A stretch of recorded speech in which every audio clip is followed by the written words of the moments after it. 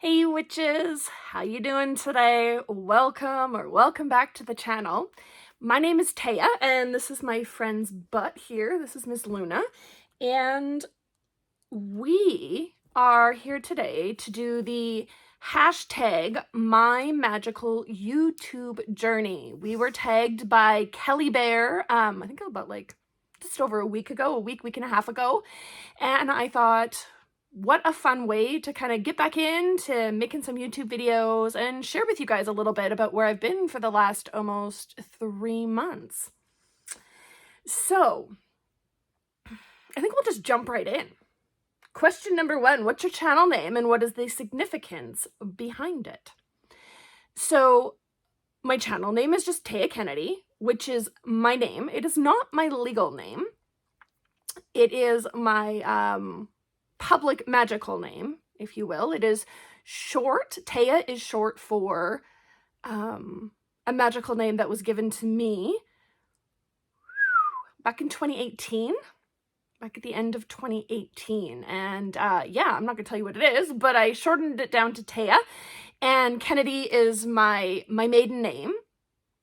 It's part of my legal name, but I have like a hyphenated last name. But yeah, so Taya Kennedy. And it's sort of Kennedy is also a throwback to like my Scottish roots as well, which is a big part of my witchcraft practice. So that's why I use that name. But yeah, there's no, I don't have like a fancy, the Witch of the Great White North or something, right? Okay, question number 2. I'm going to hold this sheet up here so I'm not looking way down. What type of content do you create on your channel? So mostly, I think the content that I create is discussion. I like to call it sort of community discussion around witchcraft. I mean, sometimes I'll do a book review or something like that, but for the most part, or like a vlog, but for the most part, my channel and the original goal of it was to sort of spark discussion around topics in witchcraft that I didn't feel were really getting a lot of discussion, if you will, right? Things that a lot of people I think maybe weren't thinking about or weren't really talking about publicly. And I thought, yeah, that's what I want to do. I want to spark community discussion. So I don't really do educational videos. I don't do DIY, here's how you do this spell. That's never really been my jam. There's a lot of people who do that. I think that's great content. It's just not the kind of stuff I like to make. It also requires a lot of editing. I'm more of a point and shoot kind of girl. And I would like to do more live streams. We'll get into that in a little bit, but again, it's because it's discussion, right? I really just feel like I want to facilitate discussion. So that is mostly the type of content that I create. Not that I don't have other videos and stuff out there, but that's kind of where my goals are, where my heart in this is really about that communication and discussion piece. Number 3, what inspired you to start your channel? Well, I was watching a lot of witchcraft YouTube, and I felt like there was a lot of, there was a couple of, 2 channels that really inspired me when I first started were George Hares and Thorn Mooney, who both are set up a camera, they sit, they talk, they discuss something, and then they're done. There's not a lot of crazy editing and da-da-da-da-da. It's just sit, talk, tell you what I think about something, and then we're done. And I really liked that. I really enjoyed their videos. I found I got a lot from them. And I really, so that was part, right? I was okay, if they can do that, I can do that, right? I can sit and talk to a camera. And I liked the style. I liked how they did. They sort of sparked a lot of discussions with their content. And the other piece was, at the time, it was September of 2020 when I started my YouTube journey, and I was really looking for community. And of course, that was sort of right as we were starting to realize that the pandemic was in fact a pandemic. It was going to go on for quite a bit of time. It wasn't just going to be a few weeks and done. And I thought, well, I really feel like I was very called to share my voice, and I had meant to do that in person, but there weren't any in-person opportunities in September of 2020. So, and in the months preceding that. So I eventually came to the decision that, well, if I really wanted to do this, maybe I should try YouTube. Next question. How long have you been on YouTube as a content creator? So I have been here, it'll be 3 years in September. I've made 279 videos. This is video number 280. And I have 2,414 subscribers. So if that gives you sort of an idea of where I've come along the years. But yeah, just about 3 years. Next question. What are your hobbies outside of your channel? You know, I have lots of the typical, like, I love sewing, I love crafting, any kind of crafting. I love plants, house plants, my yard, my garden, all that kind of stuff. And I think for like us witchy peeps, I think those are pretty standard, right? Like, we all kind of have a little bit of a crafty element to us. We all love our plants, da da da da. I think the big one that some people might be like, oh, that's weird, is I love Minecraft. I am a little bit obsessed with Minecraft. So I play it almost daily. And, you know, I started with me playing with my son when he was small. I didn't want him, you know, gaming by himself at 7 years old. So we made it like a family thing. We would all play Minecraft together. And I really love it. And we still have like a family world that my son and my daughter and I all play in. Like, my son's 14, my daughter's 24. So, right, we don't even all live together anymore. My daughter's moved out, and but we have like a little world that we all play in. And I think so I love that element of it, and I just love to be creative and build. And I always like make little witchy spots in my Minecraft world. So yeah, it's a lot of fun. It's a good escape. So yeah, Minecraft is my big one. Is there a new style of content that you want to try?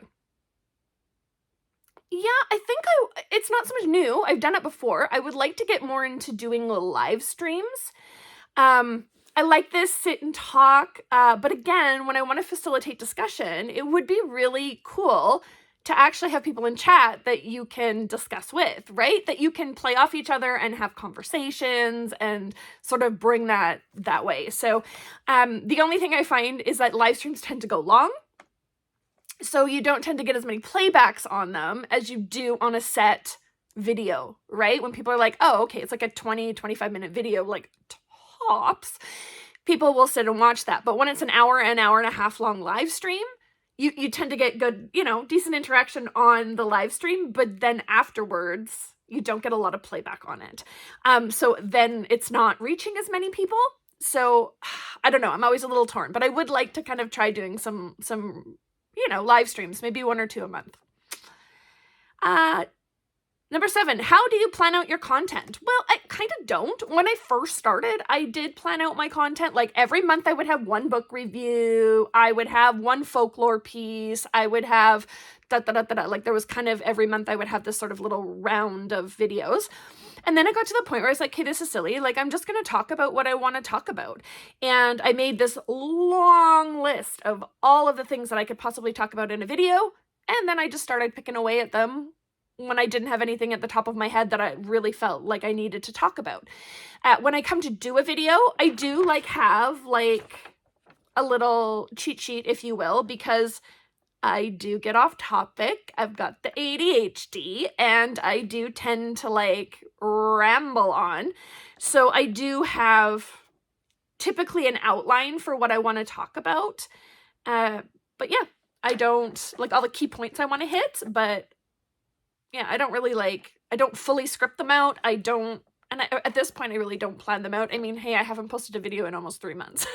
So obviously I'm not doing too much planning. Number 8, what are your tools of the trade for creating content? Example, cameras, mics, lighting, software. I have an iPhone and I have a ring light. That's it. If I need to edit, I use, it's in something, in Step, in Stone, in something. I don't know. It was like a free download off the internet. If I absolutely have to edit a video, I'll edit it on my phone. I actually just found out, like, you know, probably about 4 or 5 months back, that if you do your videos on your computer and upload them through the YouTube Studio app on a computer, you have like way more options. I was always like, how do people do, like, add those little cards in and da-da-da? Like, I don't know how they do that, because you can't do that on your phone. I've always uploaded through my phone. So, I mean, I guess just to show, you don't have to be, like, super crazy. I've got, like, all the bells and whistles. I sure don't. An iPhone and a light ring. Number 9, as a content creator, do you experience burnout? And then if so, what does that look like for you and how do you recover from it? Not exactly. I haven't exactly hit burnout, but I did reach a point where I kind of, it's going to sound weird, but I ran out of things that I felt like I needed to say.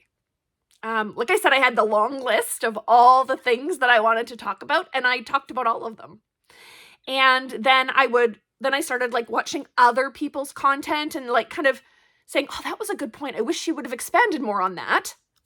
I'll make a video, and that's a good idea. I'll expand more on that topic, or da-da-da-da-da. And I kind of got this, like, you know, this little kind of thing rolling for a while, but then I was just really like, okay, I don't really have a whole lot else to say, and I could pack in a whole bunch of, like, book reviews and vlogs and, like, I call those, like, filler content almost. And I was like, I don't want to just sit here and do filler content. Like, I really want to have discussions. And I'm not feeling called to have discussions on anything right now. So I stopped until I had something to say. And I'm feeling like I need to sort of come back. I would, you know, it'll be 3 months, August 31st. My last video I posted was May 31st. So I'm like, all right, I need to, like, get back in the groove, because at this point I'm not even thinking about making content anymore. And so, of course, nothing's sparking. So I thought, well, we'll dip our toes in with this video and see where it goes. The other thing I find is there have been some really fabulous creators who've come along who have also now started kind of doing more discussions around sort of community topics. So sometimes I'll, like, log in and I'm like, oh, I want to do this. And then I'll see somebody else has posted a video about exactly that same thing and done a really good job of it. And I'm like, oh, they kind of said all the things that need to be said, and I just feel like it would be sort of redundant to make another video basically talking about exactly the same thing. And I don't say that in, like, a jealous way or anything. It's just like, oh, they did a really good job, so I don't need to steal the thunder right now. Maybe I'll come back and address that again later and add a few new points or whatever, but, right, like, 2 days after they post their video about XYZ, I don't need to be posting a video about XYZ. So, and I make my videos, like, the day of. I decide my topic, like, the day of. So, yeah, it's not like I had it planned in advance and it's like, oh, all that work I did and now I can't do the video. Like, no. I don't work like that. And then it says, if you experience burnout, what does it look like for you? So in order to not experience burnout, when I felt like, hey, I'm kind of, like, reached my limit here, I'm like, I'm just gonna stop for a little while. Like, I'm not quitting. I'm just gonna stop for a while. You know, I've got 279 videos in the system for people to watch. I'm just gonna stop. And when I feel called to it, I'll come back. And that way I don't get burned out, right? I just take a little break and go, okay. Number 10, which video are you the most proud of and why? I don't have a video that I am most proud of, but I would say I am very proud of the entire collective of videos that I have put out so far. I really feel like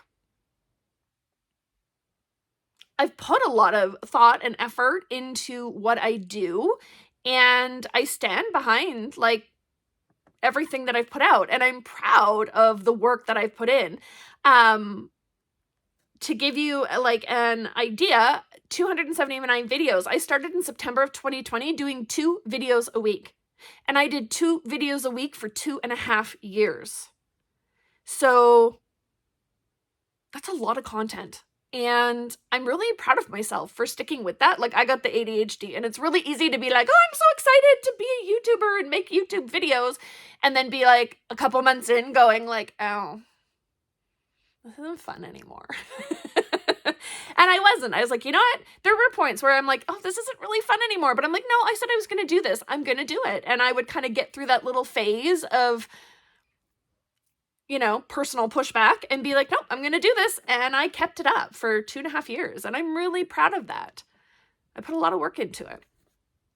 Number 11, who inspires you within the magical or pagan YouTube community? So these are two creators that I kind of consider friends at this point. One is the Witch of Enchantment, Justin, the Witch of Enchantment. And the other one is Jasmine Ambrosia. And both of them I've gotten to know off of YouTube, which is really what's made them particularly inspirational in my journey.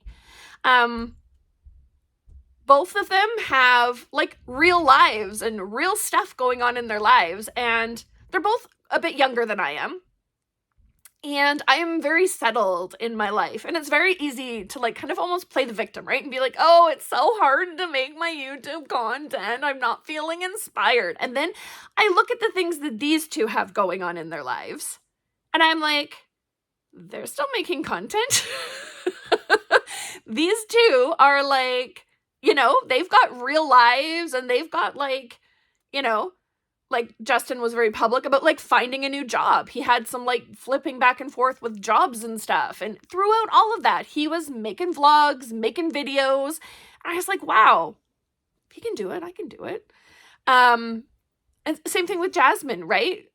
Girlfriend is busy.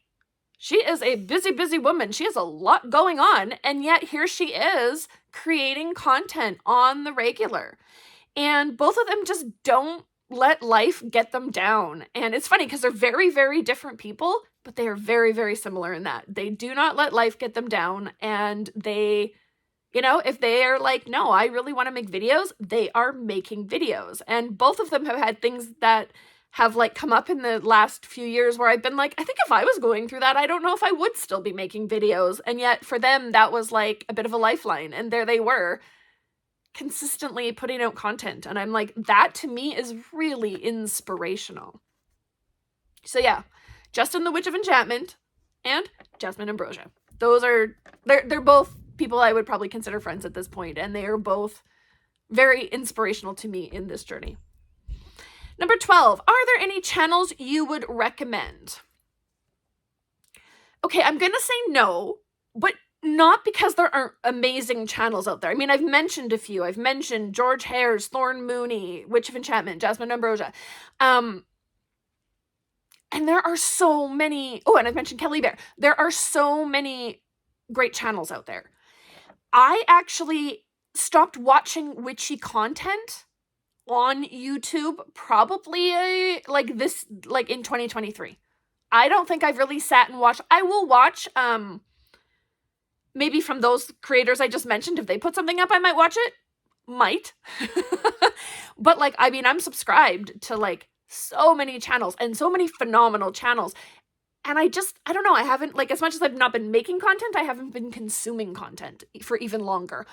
So right now I'm not really comfortable saying like, oh, these are the channels that, I really think everybody should be watching, because I honestly haven't been that involved in watching channels for most of this year. So I'm just not gonna put anybody down there. Number 13, do you believe there are misconceptions about being a magical pagan YouTuber? Yeah, I've got 3. The first one is that it's hard, right? People think, oh, it must be like, it's like, oh, it's so much work. Like it's really not, guys. Stick a camera up, start talking, point, shoot, post. That's all you got to do. You can do it all from your iPhone. You don't need to edit. You can just do it. So one misconception is that it's hard. I think another misconception is that it's easy. It's not. If you want to be like the big YouTubers, you want to make money doing it, you want to be like super successful, you need to be shooting B-roll, you need to edit your videos to the nth degree, you need to have fancy thumbnails, you need to market on your socials. It's not easy. It's a lot of work. Personally, I don't do it. I take the easy way, point, shoot, upload. So I think those are 2 kind of misconceptions. One, that it's really hard.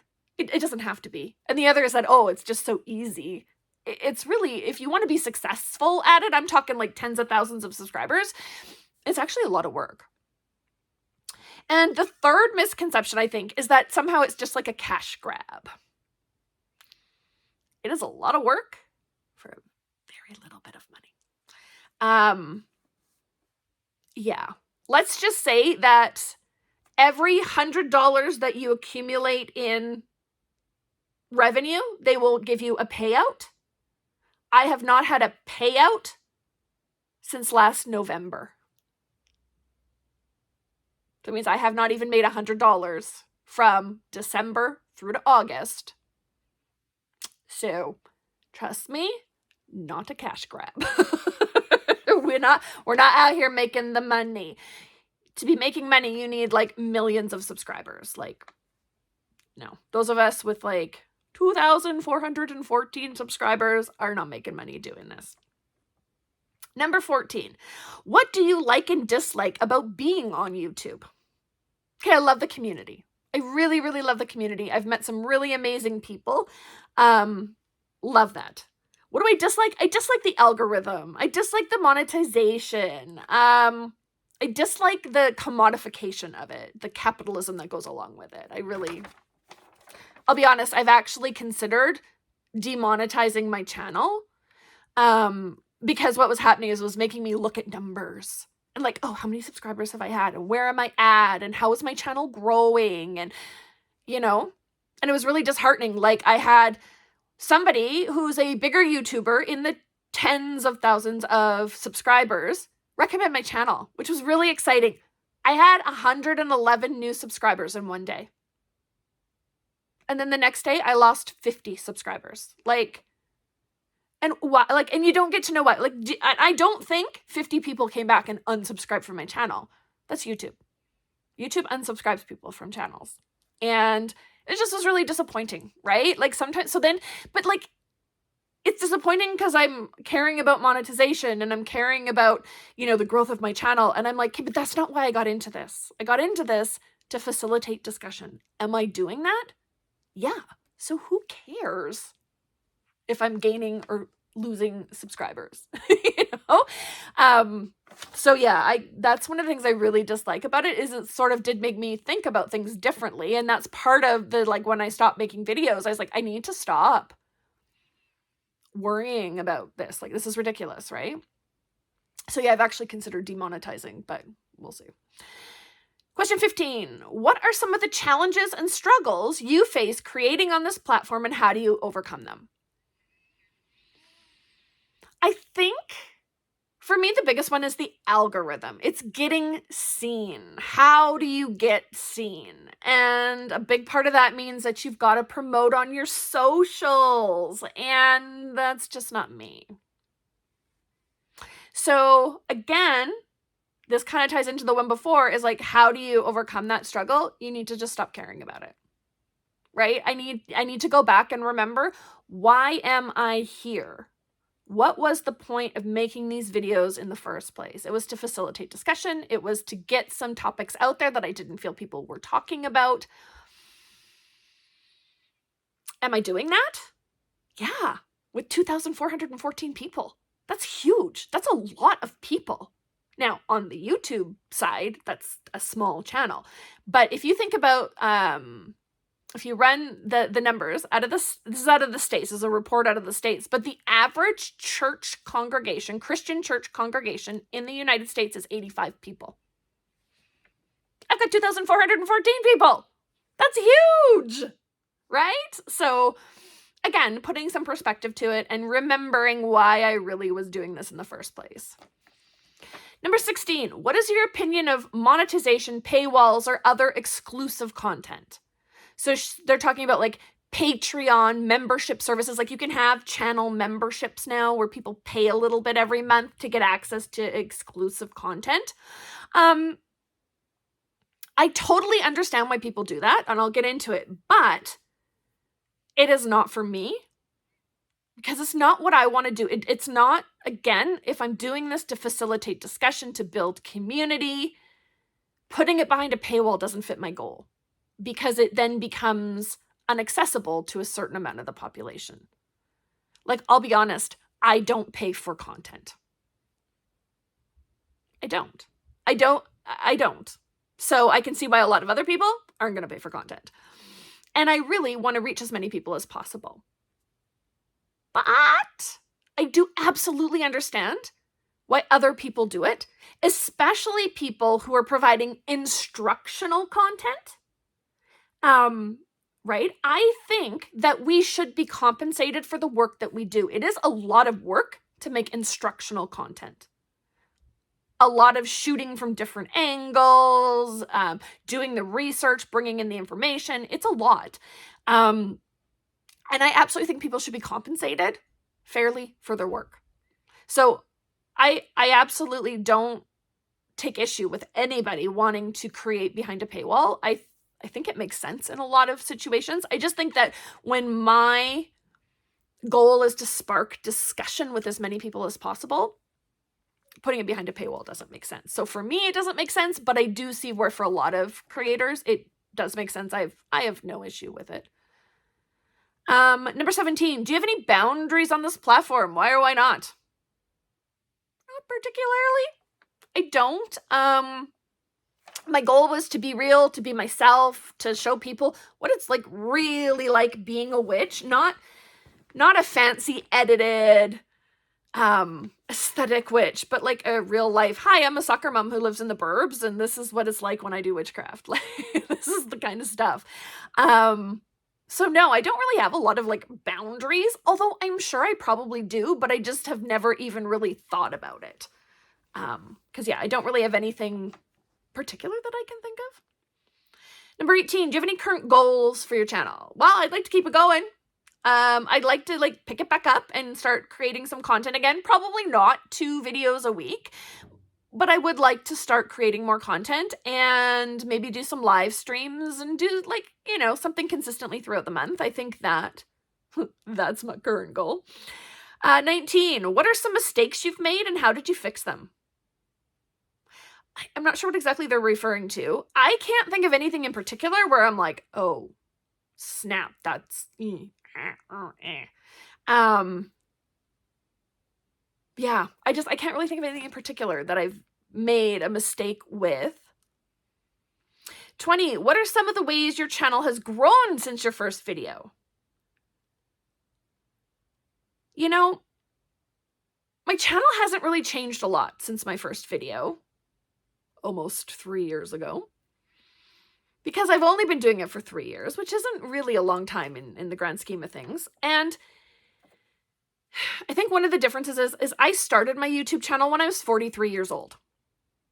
At 43, I'm pretty set. My personality is done forming. My witchcraft is sort of done baking. I sort of am who I'm going to be for probably most of my life. I think a lot of people start YouTubing late teens, early 20s, and they kind of grow up on the platform, right? I think we've seen a lot of that. And so their content changes over time as their personality, their priorities, their life changes over time. My life isn't changing a lot over time anymore. So I'm pretty set. So I think my content has stayed pretty much the same. Now, I have brought in some collaborations, which has been really cool, working with other content creators. I've started making thumbnails. That was a big deal for me to even start making thumbnails, never mind halfway decent thumbnails, and I'm still not very good at it. I've dabbled with editing a little bit in a few of my videos, right? Where I'm like, oh, I said something incorrectly. I said it was the Ace of Spades, but it really was the Ace of Clubs. So I'll write star, Ace of Clubs, star, flash that on the screen. So when I say the wrong thing, people see that I corrected it to the right thing. Pretty tiny stuff. So I don't think I've really grown or changed a whole lot. Number 21, have you ever wanted to quit making videos? Why or why not? Yeah, like I said, ran out of things to say. So I did. I stopped. It's been almost 3 months because I guess part of it is this is a bit of a hobby for me, right? And my thing with hobbies is they should be fun. They should be enjoyable. And it wasn't feeling fun and enjoyable. It was feeling like work, and it was feeling like I was putting pressure on myself to have to like figure it out. And I'm finally got to the point where I was like, you know what? I just need to stop. I'm not having fun. I want this to be fun. So yeah, hopefully it's fun again now. All right, number 22. What do you wish you knew before starting your YouTube channel journey? Two things. First of all, I wish I'd known how like welcoming and lovely the witchcraft community is. There is some really wonderful, kind creators who, you know, like I remember like I had started in September, and I think it was like December. Like it was really quick. And I got a message from the Wine and Witchcraft channel saying, hey, we'd love to have you on to talk about traditional witchcraft. And I was like, what? Like, what? Oh my God, this is huge, right? Like, and I just thought, like, how kind of Brittany and Justin to reach out to a smaller creator and be like, hey, we'd love to give you a little bit of publicity. We'd love to give you, you know, a bit of a platform to help grow your channel. I thought that was really, really amazing. So I wish I would have known, like, do you know what I mean? Like I was really nervous and I was really unsure starting a channel. Like, I don't know what I'm getting into. What if people are like rude or bitchy or whatever? And it wasn't like that at all. Everybody was very, I mean, not that I didn't have like the trolls or the people who said nasty things, but like the actual other content creators were all really kind and supportive. And that was really cool. And the other thing I really wish I would have known was that you don't need to do 2 videos a week every single week for 2.5 years. If I would have just done 1 video a week, that 2.5 years of content would have been 5 years of content. You know, like just slow your roll, girl. You don't need to go like crazy with the, it was good for the algorithm. The algorithm loved me. I was getting lots of good attention for it. But again, that's not why I'm doing this. And just to facilitate conversation, I probably could have done 1 video a week. I probably didn't need to like do 2 a week. Could have stretched that out a little longer. 23, do you post on any other platforms? And if so, what are they? No, I do not. And I get a lot of people that follow my Instagram. Dudes, there's nothing going on there. I get people who friend request me on Facebook. I've stopped accepting them from people that I don't know. I just had way too many people. And sometimes I post about my kids and stuff there. And maybe there's a boundary, right? Not that I don't share my kids, but like, you know, people don't need to see my, I don't know, my daughter's dance lessons. You know, that's not. So I've actually started cleaning up my Facebook a bit. And on Instagram, yeah, I don't really post anything there, like at all.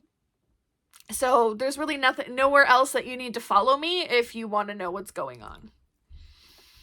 Oh, unless you want to follow in my my guild group. I do still run a guild here in the city of Edmonton, Alberta, up in Canada, and we have a guild, which there's always a link to the Facebook group in my descriptions of my videos, and you're welcome to come there that's where I post witchy content. I don't post it on my personal socials. Number 24, do you have any advice for those wishing to create a channel? Yes, do it. Just do it. It doesn't have to be fancy. It doesn't have to be difficult. Do it. Try to be like a little bit consistent. And I mean, it could be 1 video a month, 1 video or 2 videos a month. Like it doesn't have to be 2 videos a week for 2.5 years. But be consistent and just do it. Literally, you've got nothing to lose. And finally, who will you tag in this video? Again, because I haven't been watching and playing along and doing all this, you know what? Anyone and everyone who wants to do this, tag any witchy content creators. I'd love to hear about your magical YouTube journey. I think it's a great tag. It's a lot of fun. So yeah, that is our video for today. Questions, comments, concerns, leave them in the comments below. And otherwise, hopefully we will be back soon with some more content for you all. Thank you so much, you guys.